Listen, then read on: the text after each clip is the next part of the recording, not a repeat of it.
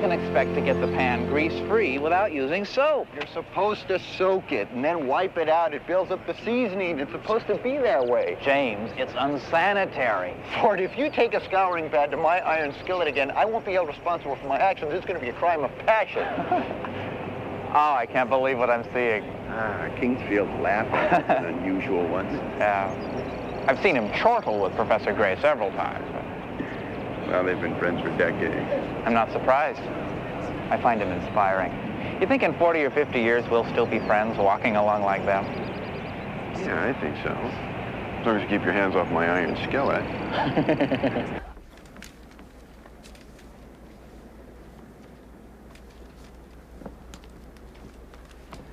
Lovely morning, ladies and gentlemen. I hope you're all well.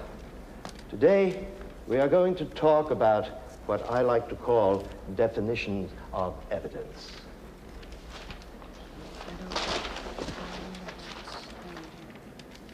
It was fun. Sir, the last time you said today's subject was going to be preparation of exhibits. I'm not prepared for anything else, and I don't think any of us are. Quite so, quite so. You are certainly right. I misled you purposely. A little duplicity on my part. I wanted you to be unprepared this morning. Now, why would I want my class to be unprepared? Mr. Zeiss. To preclude us from having any preconceptions or misconceptions. Exactly. So that out of our own discussion here, we would arrive at an area of agreement about foundations for admissibility. But, sir, I thought you said that so that we wouldn't have preconceived ideas on the subject. Sometimes lack of preparation has value. Well, I mean, can you read half of the notes? I can't. I mean, the anecdotes are great. Hey, Ford, what'd you think about that? About what? Are you serious? That class was a mess. I think we are in trouble. I think Gray's starting to come apart. That's what I think.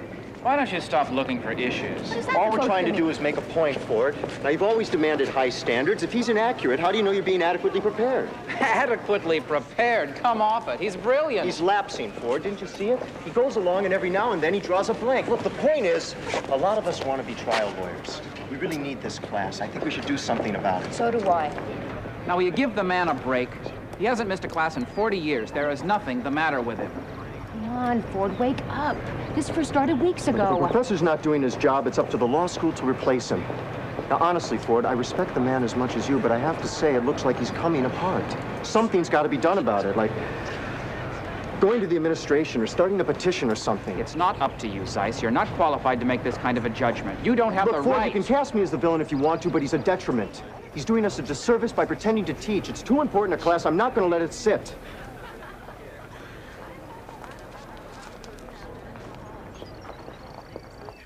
Now, in tracing the development of the Supreme Court, what would you say was the chief difference between that body here in the United States and courts in other countries? Ms. John. The power of the courts to declare the acts of the legislature void, which didn't appear in other countries until much later. It's practically an American invention. Exactly. Mr. Ford, what would you say is another very important attribute of the American court? Appointments for life, sir. Quite so. And when did that occur? In 1787, the Constitutional Convention wanted to remove justices from areas of influence, so they gave them irreducible salaries and lifetime tenure. Precisely. And that, of course, leads us to further consideration. Sir, would it be appropriate to ask if any machinery was built in for the removal of a justice? Impeachment and informal pressure within the court suggesting a resignation. In no other way can a Supreme Court justice be removed. But suppose the court's not aware that something is wrong. If a justice has a mental illness, for example. If no one is aware of it, Mr. Ford, the aberration is obviously having no effect. The judgments obviously appear sound. But what if they're not sound, sir? It's just that no one is aware of the situation. Mr. Ford, you are wasting time with a fantasy. But, sir, isn't it possible that a justice can have a mental problem, lapses, let's say, due to senility, and no one is aware of the problem?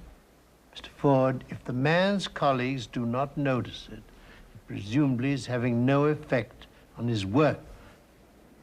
Mr. Hart, will you now give us a breakdown of party affiliations of the justices before appointment?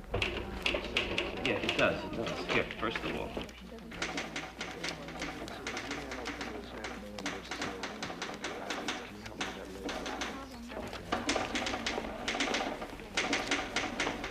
That's quite a note you've written for the next issue. Thanks. Yeah, the site check was easy. It was really very clean. Good, good. I do have a comment, thought, that I think will help you with your next draft. It's, Hart, you read my final draft. Oh, well, right. It'll be interesting to see what gets published. Hart, there's absolutely nothing wrong with that paper now. What's your problem? So you imply that the Declaratory Judgment Act doesn't go back farther than this century. No, you're missing the point of the piece. I'm focusing on solutions to a modern problem. I think the piece needs a greater sense of history. Hart, I'm discussing the problems of anticipating commercial disputes. Now, that's an outgrowth of the telecommunications revolution. Whether the courts will give advisory opinions, it's an issue that goes back several hundred years. Harriman, who cares? I mean, who cares? Do you really care about the Declaratory Judgment Act? It's an important issue. So it's an important issue. Why can't we discuss it? We're intelligent people. We can sit down and have differences of opinion. Isn't that what we're doing, Hart? I don't think so. I think we're arguing to win. One of us always has to win.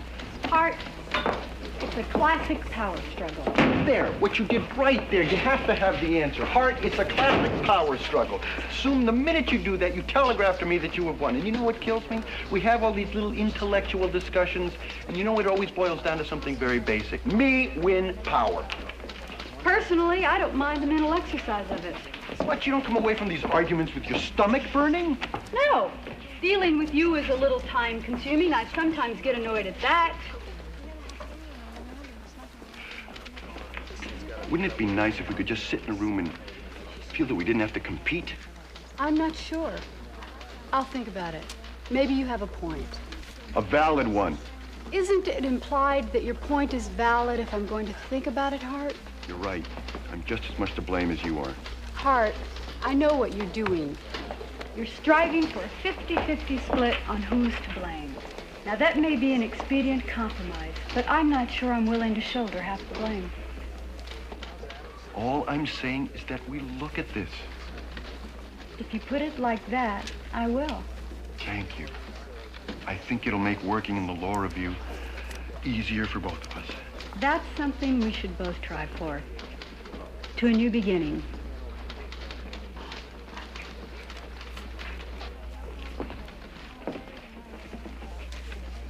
Golden, you'll notice I haven't cited precedents prior to 1900 because they're irrelevant.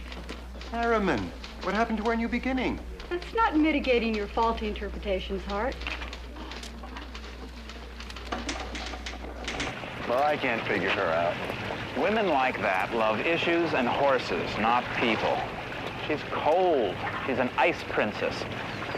I know. I grew up in their kingdoms. Well, I can't avoid her. I work with her every day in law review. Well, then the thing to do is take her to bed. Ford, are you kidding? How do you see that as a solution? Intimacy can melt an iceberg. No, icebergs tend to win out over whatever runs into them. I'll tell you, as angry and as frustrated as I get, I have to admit something. I'm attracted to her. Do you think that's perverse? Actually, a perverse relationship is relatively normal in this environment. Ford, why are you so optimistic today? Zeiss is drawing battle lines over an issue of which he has very little understanding. Gray? Yes. It never ceases to astound me how insensitive people can become in this institution. They don't have the compassion to see that Gray is a human being with feelings. Well, I haven't been in his class to see it for myself, but you've mentioned that he sometimes gets sidetracked. That's a far cry from declaring to the world that the man has lost his intellectual capacity. I see this whole thing as getting ugly and out of hand very quickly. Well, if the students want to make an issue, there may be little you can do. I can't take that attitude, James. This morning, we're going to go into detail on the various kinds of evidence. Now, while I know this course and the grades I give are both very much enjoyed, I want to emphasize that while the subject matter is interesting and easy to understand, doesn't mean it's easily mastered.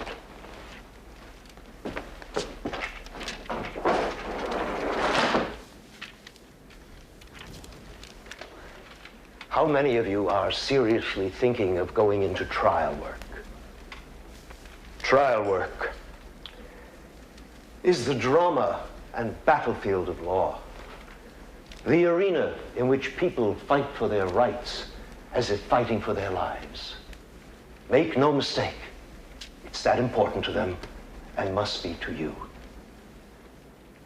Don't overlook anything.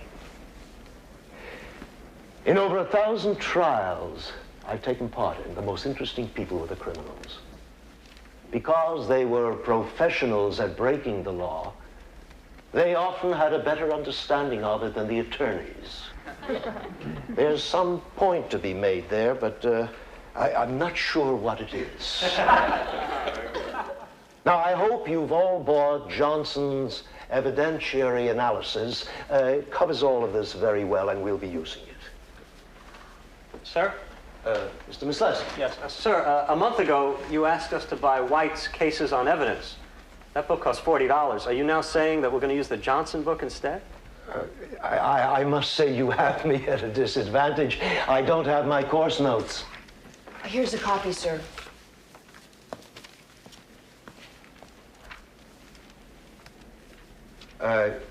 Yes, well, I did specify the White case book. The Johnson book is, of course, optional. I don't know about him. Yeah, well, I think it's getting worse. Yeah, hey, Ford, look, I think we ought to talk about it. Yeah, definitely. It's about time. Hi. Well? Well, what? Come on, Ford, don't tell me you didn't see that. See what? Ford, he is really slipping. Do you honestly still want to take classes with him? Whether I do or not is not the point. What makes you think you can operate like vigilantes? Ford, these things happen. All we want is what we've been promised. This school has a contract with us. It costs us a fortune to go here. We're entitled to the best. I don't want any part of what you're gonna do. You don't have to get so hot about it. You hate incompetence. I hate unilateralism. Just hold off, okay? Don't do anything until I look into this. All right, that's not unfair. But soon, Ford, okay? Thanks.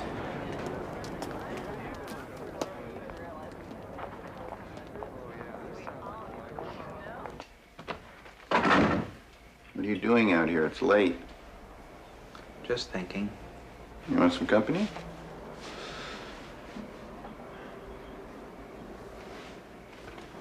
I'm trying to come to terms with some very unpleasant facts of life.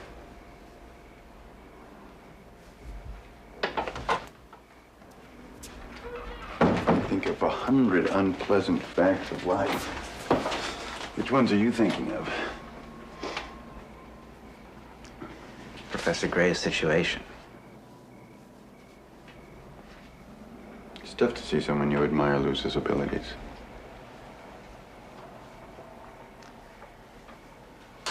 When my grandfather first started showing signs of senility, my father, without any notice whatsoever, moved him right out of the firm. It devastated my grandfather.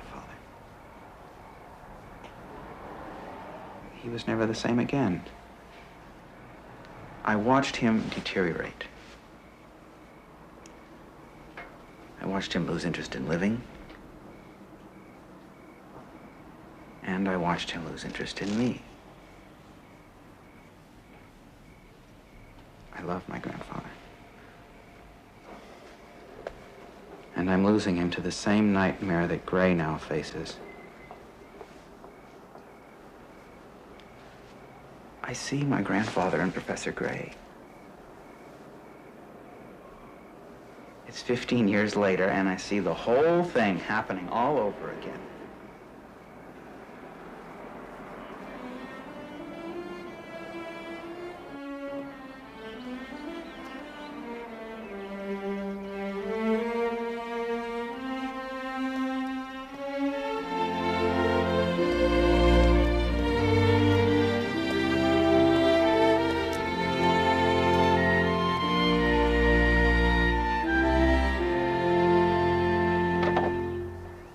Hello. Hello. My name's Franklin Ford. I'm one of Professor Gray's students. Yes. I was wondering if I might be able to have a word with him. Why, of course. Come in, please.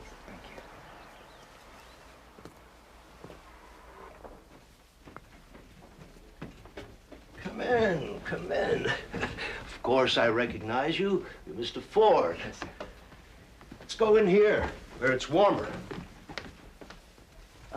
My sister Jenny. She lives with us. I hope we won't wake her. Well, you're not going to say anything loud. No, not at all, sir. Please.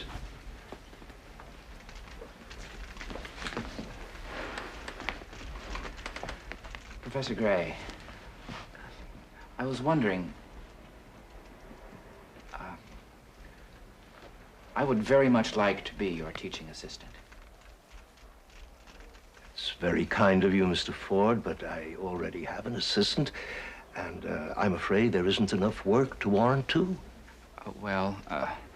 Some of the class are quite demanding, and I thought that if we worked together, we could cover more ground. It's an unusual request. Law students asking for more work. Yes. Well, some of the class is overzealous, but we have been soaking up the material pretty quickly. Perhaps I should take advantage of such an eager group. I'll delve a little deeper into the subject matter and give us all a good challenge.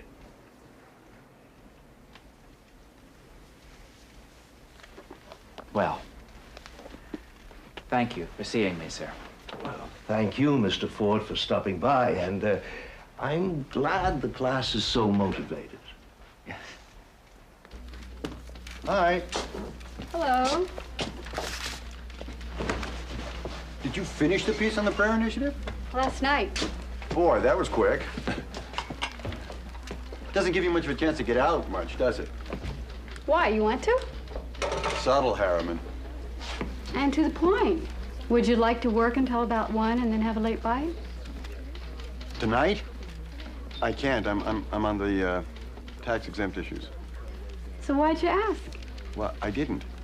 Well, when you get it figured out, Hart, let me know. Harriman. Look, I thought it would be a good idea if you and I got together and tried to get to know each other as people. Maybe that way we wouldn't be at each other's throats so much. Hart, does that mean you're asking me out? Yes. Fine.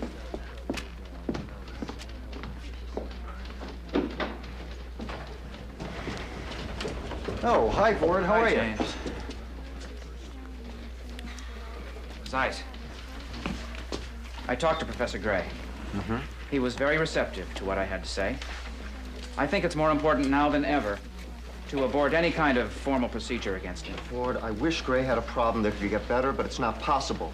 If anything, it's going to get worse. I don't know how you can be so dispassionate. I'm not alone. I have 10 signatures already. In a week, I'll have over half the class. Yeah, I see that. You can't do this, Ford, what the hell are you doing? You used to get tear up a fellow student's petition? Don't you realize that represents the wishes of a serious group of people? You stupid enough to believe you're actually going to stop something? Temporarily, I already have.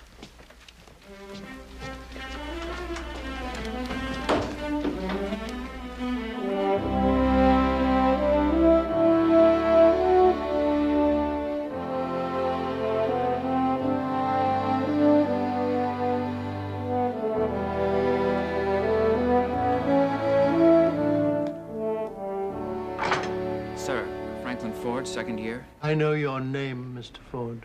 I'm sorry to interrupt, sir, but it's something upsetting. Something in Professor Gray's evidence class. What goes on in Professor Gray's class is no affair of mine. Sir, I try not to inform. I don't mean to, but I think this is something that you would want to know about and could perhaps help with. Professor Gray is a close friend of yours, is he not? You are approaching impertinence, Mr. Ford. Sir, the reason I am here is because what is happening could be damaging to Professor Gray. Even you, Mr. Ford, have the intelligence to know that one does not go with tales from one professor to another. You should take this up with Professor Gray. I tried to, sir. Some of Professor Gray's students are petitioning to have him removed. Can you explain to me why you and your fellow students should engage in such a grotesque action? Well, sir, they feel that there's an extreme lack of organization in the way the material is being presented. Furthermore, Professor Gray digresses. Perhaps you and your fellow students should listen a little more carefully to Professor Gray's digressions. Professor Gray has a lecture style which is both discursive and scholarly. It has been cherished for generations of students, also by those who know him and admire him. I appreciate what you're saying, sir, but the issue is more damaging, more serious than we might care to believe. Some of the students feel that Professor Gray wanders, that he forgets assignments, textbooks, that the material is not being covered. They feel that he is incompetent. Mr. Ford, I have known Professor Gray for many years. I speak to him often, and I have observed no trace of change, either intellectually or personally, that would justify such a charge. Well, sir, perhaps it's just the stress of presenting the material to a class. It's not quite the same as having a casual conversation with a friend. You realize that you and your fellow students are on the verge of branding one of the most distinguished law professors in this country with senility. You realize that it will cut to the very heart of his career and of his pride. And even if it's proved untrue, it'll be just as harmful as if it were true. Good day, Mr. Ford. Good day, Mr. Ford. Yes, sir. Thank you, sir.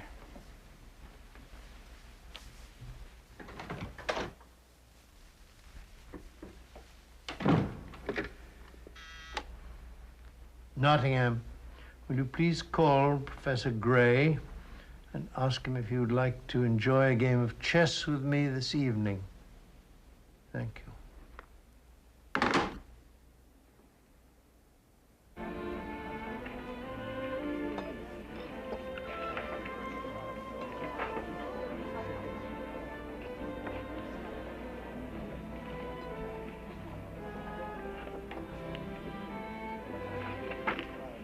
You know, Ford says the medallions of beef are particularly well prepared here.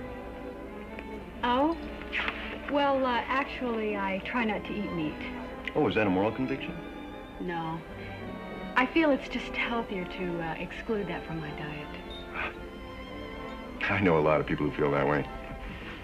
Of course, I grew up eating meat. A big meat and potatoes man. I'm about as healthy as you can get. Well, I think I'll go with the pasta primavera. You know, I'm almost afraid to bring this up, but we should decide on a wine. Will you select? Okay. You're having the pasta primavera, and I'm having roast beef. That's a tough one. Well, perhaps we could order individual glasses. For Christ's sakes, Herman, we can order a goddamn bottle of wine. And you really want little nit-shitty individual glasses? Hart, you're getting upset. I'm trying to be accommodating. You're not, actually. You're being patronizing. Hart, I can't be responsible if you personalize a couple of glasses of wine. I'll tell you what. Let's get a rosé. Hart, I don't mean to be incendiary, but I do find rosé to be an unsatisfying blend. An unsatisfying blend? You're a wine expert? No, I'm not an expert. I am well-versed. Well... Okay. Please make the selection. What? Oh, don't be ridiculous. Pick the wine. It's fine.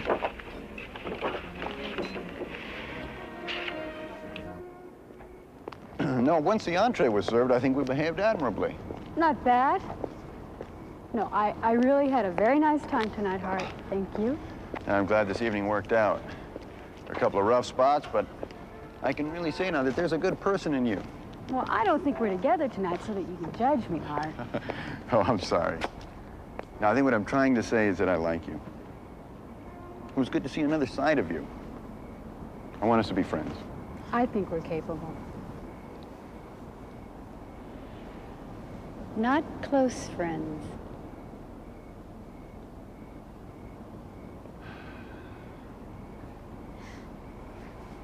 Okay.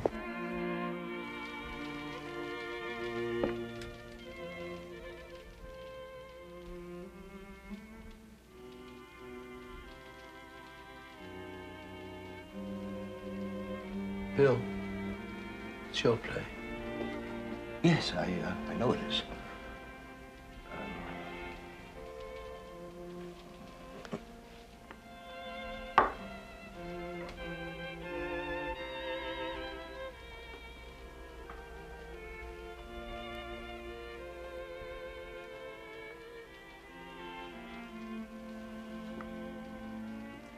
Checkmate.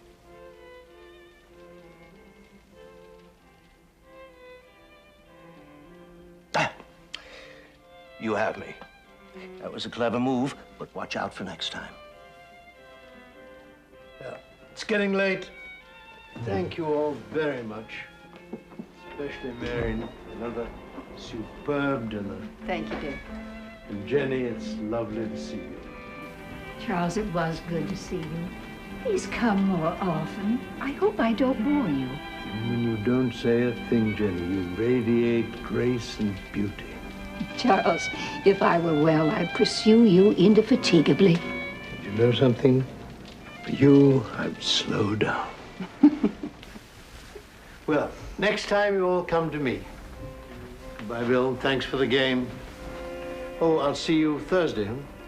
Thursday. Yes, the committee meeting. Of course. What time was that? 4:30. 4:30, dear. Yes. Oh, and Bill, would you do me a favor? Of course. Could I bring someone to your class on Tuesday? It's a colleague from overseas, and he's heard what we're doing here. And I've told him about your class, so he'd like to audit, if he may. Oh, delighted. I'd welcome it. Good. Good night, Marion. Good night. Good night. Good night.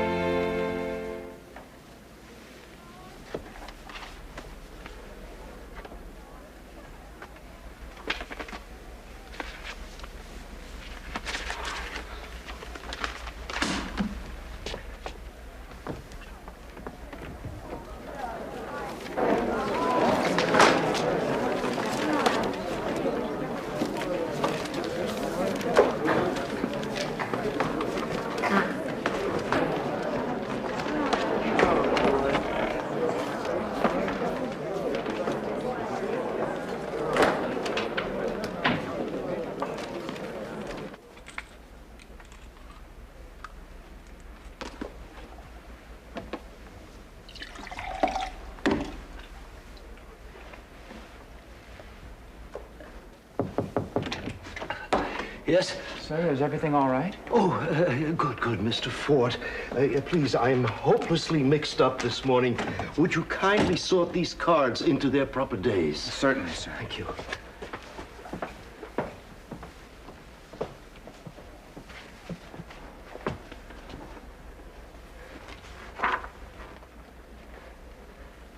Sir, are you feeling all right? Oh, I'm fine. Just rest a little too warmly this morning.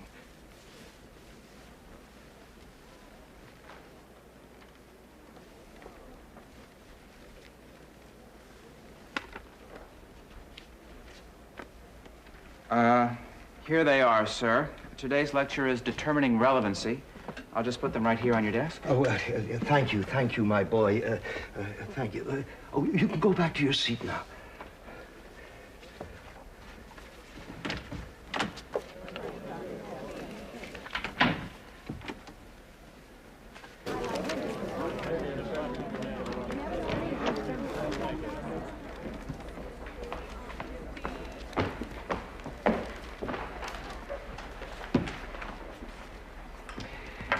Ladies and gentlemen, good morning.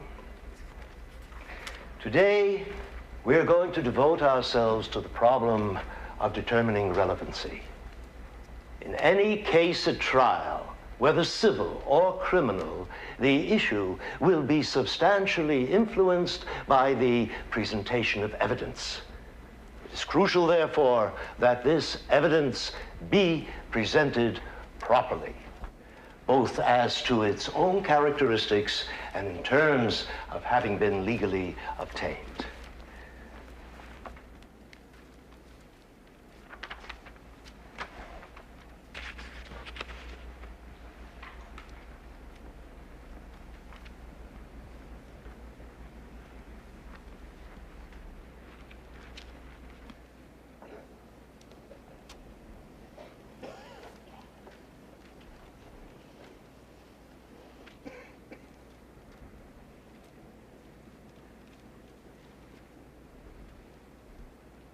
Most evidence is oral and is called testimony.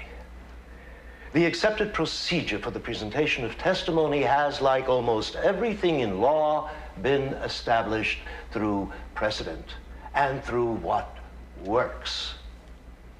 If certain types of evidence are not permissible, it's crucial that you understand the reason why. Many cases have been lost, not in the testimony itself, but on the inadmissibility of the testimony. It may be quite true, for example, that Smith has robbed a bank. But if Jackson, testifying in the trial, says someone told him that he saw Smith rob the bank, that is inadmissible. It is hearsay, and as such, is inadmissible, even if true. Now, you might be interested to know that the term I use for double hearsay is totem pole evidence.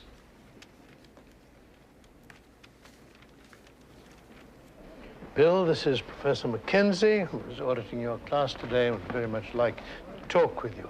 I'll meet you in the faculty room in a moment. Mr. Ford, that class was flawless. Your behavior in this matter has been totally irresponsible. Sir, he gave us that exact same lecture 3 weeks ago. I helped him prepare his lecture cards for today, and when he couldn't find them, he just gave the other lecture instead. Was there anything else? Yes, sir. I think he's been taking Imisol. It's a drug that's supposed to help stimulate the brain. I saw it in his briefcase. He was sweating profusely. I don't know if that's a side effect, but it certainly looked like one to me. I wish I knew what I could do to help him. How does the class feel about it? They're upset, sir. There's going to be a student meeting to decide what kind of action to take. I hope he doesn't hear about it. I hope so, too. Sir, what if I were to go to them and tell them not to do anything because you were looking into it? That is not proper procedure.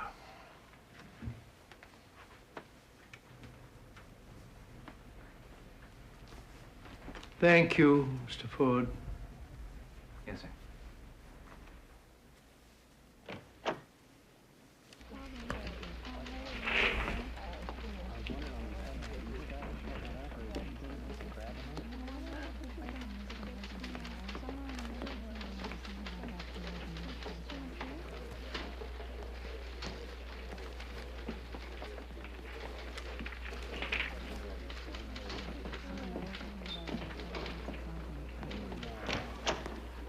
Can you use the hand? You're as well-versed in Social Security as you are online. I won't press it hard, but I would like to apologize. No? I hurt your pride the other night. I'm not always as diplomatic as I'd like to be. Well, it's nice to know you have something to work on. Cheap shot. You're right. Truce?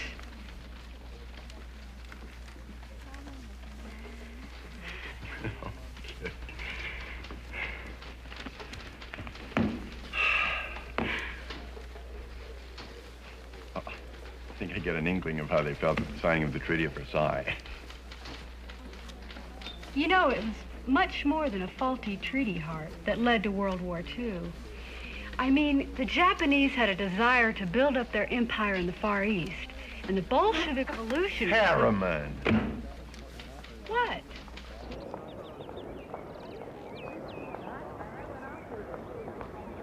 The problem is, if we go directly to the dean, we could get put off for a long time. But petitions really do carry weight around here, so I think it's probably the best way to go.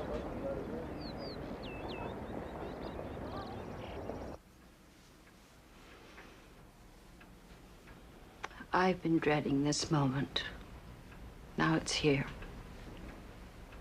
How bad is it, really? It gets worse every month. He doesn't realize how bad it is. Thank God he isn't in any pain.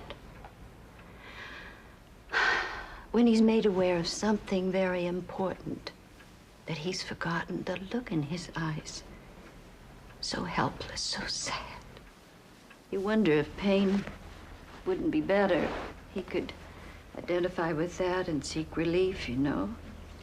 What can we do about it, Marion? I don't know. I've been preparing for this for over a year. But my mind doesn't grasp it. He's so good to everyone. His relatives, friends, students. I know. So I've tried the mental preparation. But now I don't know how to begin. Maybe you should tell him and he'll react better than either of us expect. Tell him? Tell him how? Tell him what? That he can't teach anymore? Could we live with that look in his eyes? Tell him he has to stay home all day, not prepare a class, not have tutorials or meetings or conferences with his students. How can he face that? Having it taken away from him so suddenly, after all these years. Does he know it's coming? He doesn't. He has no idea. He's been taking pills, I believe. Charles, he may not even remember why. He can have a toothache, forget it. He'll go to the dentist and he won't remember which tooth it was. I have to drag him to the doctors. He doesn't think he's ill. It's like his push pins no longer hold every memory in place. But in his feelings, in his heart, he's here, right here. Maybe you could help him to explore other areas of your life together. You mean suggest that we take a trip to Saint-Tropez? He'd see through that in a minute. Of course he would. Perhaps you could persuade him that he must release his schedule, that you're both getting on, and that you want to spend as much time with him as you can. It's true. I do. You like me to be here when you talk to him? You know, Charles, I think he might more readily accept it from you. He loves you. I mean, I'm his wife, his sweet wife, as he calls me. But you are not sweet. You're reality and objectivity and intelligence and tactics and strategy. He understands that. We'll tell him together. Oh, yes. Thank you, Charles. I think that would be better. Professor Kingsfield, how about you? No, thank you very much. This is hot and fresh. Why don't I just leave it here in case you change your minds? Mrs. Chatsfield, your room is ready. Thank you, Harriet. I'm going to say good night. Thanks, both of you, for the concert. It was lovely. Good night, Charles. Good night, dear Jenny. You might have liked it tonight, Charles. Now, you know the way I feel about instrumental soloists. I like ensemble playing. Unlike teachers, I don't find musicians at their best when they're alone. How was class today, dear? Oh, exciting, stimulating, as always. Bill, I think Charles has something on his mind. That's not surprising. He always does. The only thing I have on my mind is a profound admiration for you, Bill. For me? I've always admired and envied the way you comported yourself with your colleagues and students, and the rapport you established with them all over the years. Now, my admiration is for your courage. My courage? What are you saying to me, Charles? It takes great courage to face the inevitable effects of age. And What are you trying to tell me, Charles? My mind is diminished? That I'm incapable of doing my work? How dare you sit in judgment? How dare you come here, to my house, and rob me of my dignity, of my reason for being? I still have work to do.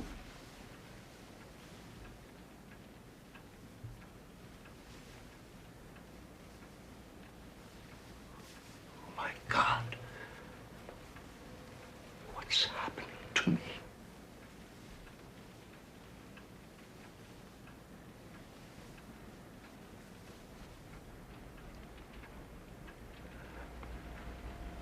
Can't make it stop.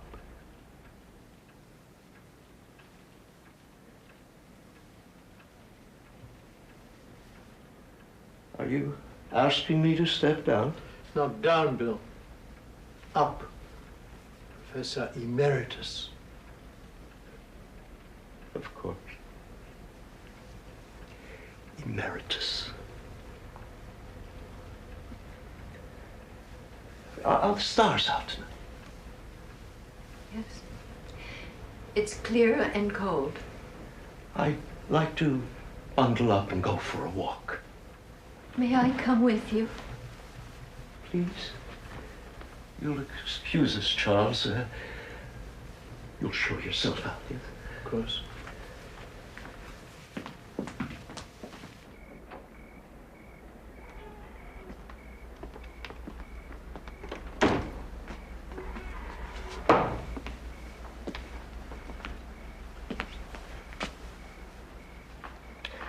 Are you worried about me? You shouldn't be. I can still take care of you. Won't you let me worry just a little? Will it make you happy? Yes, it would. Well, maybe I should let you.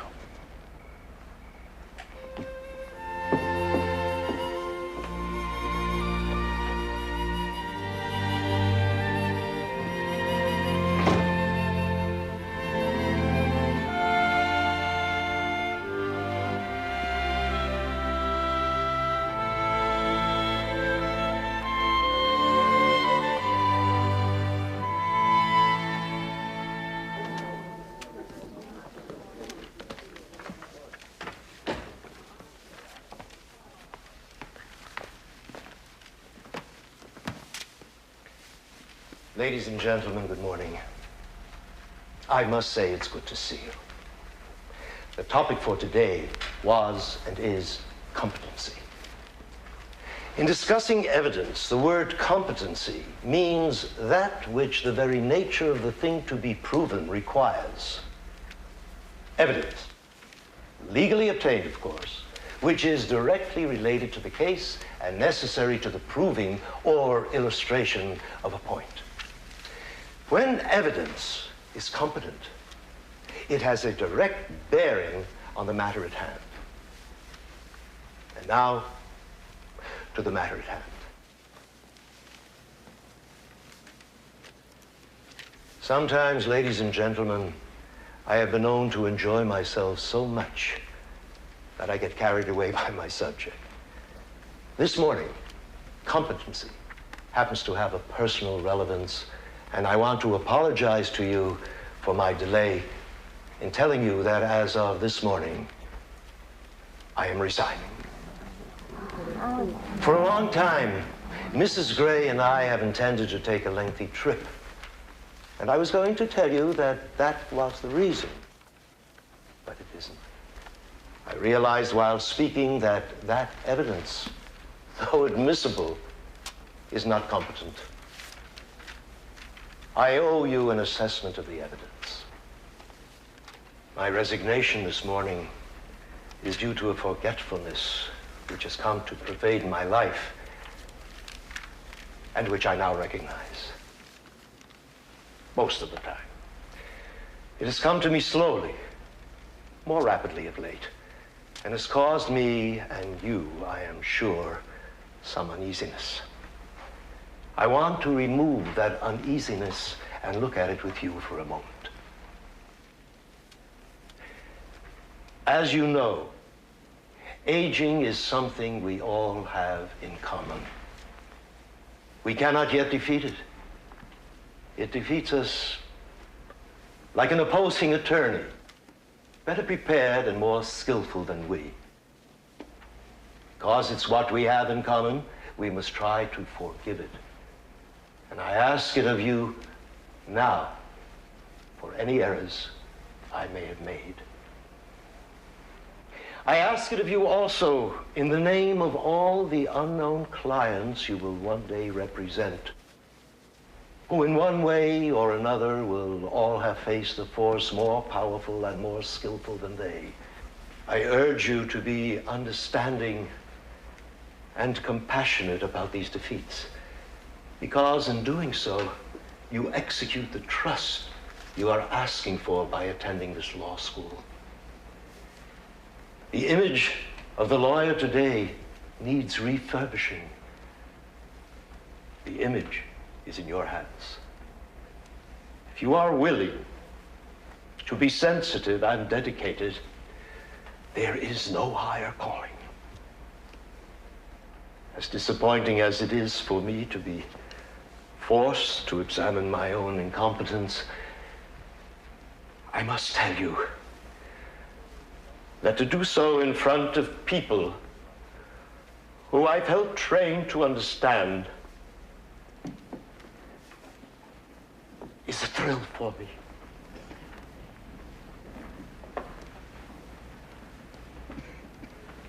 I am sustained by a deep sense of accomplishment and by my admiration for the values of the students I've met here in over 40 years of teaching.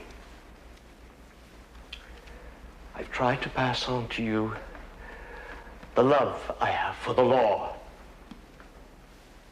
and for its beauty. I don't think there's anything else for me to say except goodbye and good luck to all of you.